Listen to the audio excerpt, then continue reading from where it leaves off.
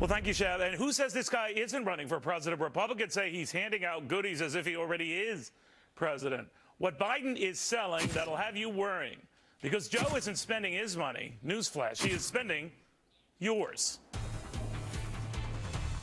Welcome, everybody. I'm Neil Cavuto, and Sheriff Joe is back. Remember him, the guy who was supposed to be our cash cop?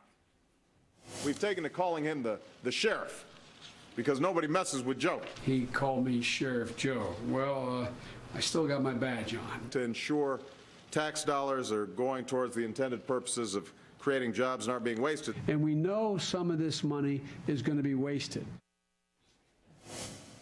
Think about that. We know some of this money is going to be wasted. Now that, by the way, was an understatement because a whole lot of that money was in fact wasted on everything from ramps to nowhere. And nearly $2 million on ant research. Millions more for turtle crossing. Turtles are happy. I don't know about you. More money spent on Coke monkeys. These guys were wired to the hilt. Even to study voter perceptions of said stimulus itself. And now Joe wants more of our dough. To invest in infrastructure, build. Money watcher Craig Smith says this isn't Sheriff Joe. This is Barney Fife with our bucks. Craig, yikes. That's being kind, calling him Barney Fife. I mean, we're on the 5-year anniversary of the stimulus plan, and the New York Times says it's not a way to create a recovery. Wall Street Journal says it's not a way to create a recovery. And you know, Neil, I went through all the papers trying to find the pluses and the minuses. And this administration, I have it right here, the White House website says this has been a spectacular recovery and a spectacular stimulus. We have saved or created 1.6 million jobs a year. Neil, if you look at what John Taylor is saying and some of the more noted economists, this thing was a failure. It was doomed from the get-go.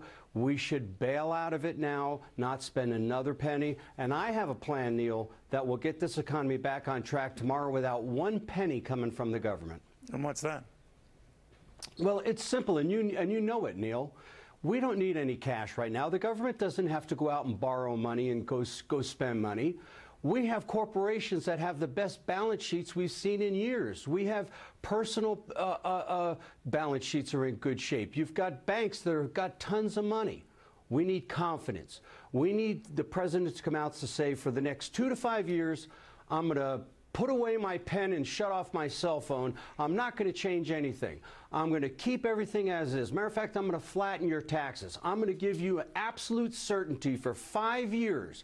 We're going to get these regulations off your back, and we're going to give you, if you will, the free rein to go out and create an economy that we obviously can't get stimulated. But Craig, Neil, what happened when you woke up?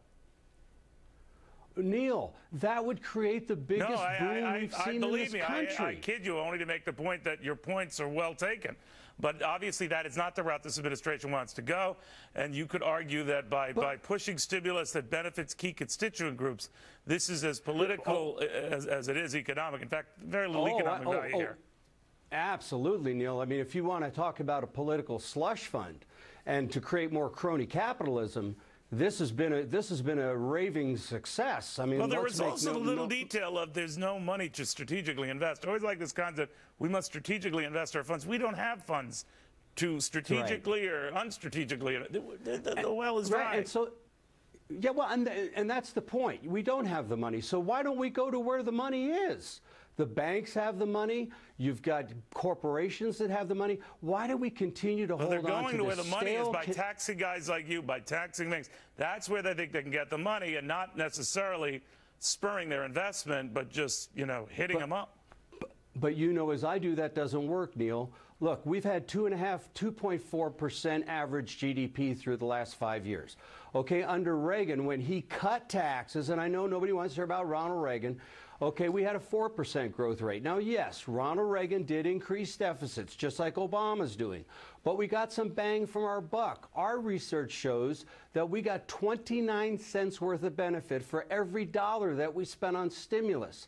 That would not fly with private business, Neil. Yeah, you're right. And that's why if we would just get rid of this Keynesian theory that if the government spends enough money, we'll be okay. Keynesian to you, my friend, but you've got the turtle lobby very upset. They're on line 1 when you get off the air, young man. Craig Smith, always a pleasure. Thank you very, very much. Good seeing you, Neil. Forget about if at first.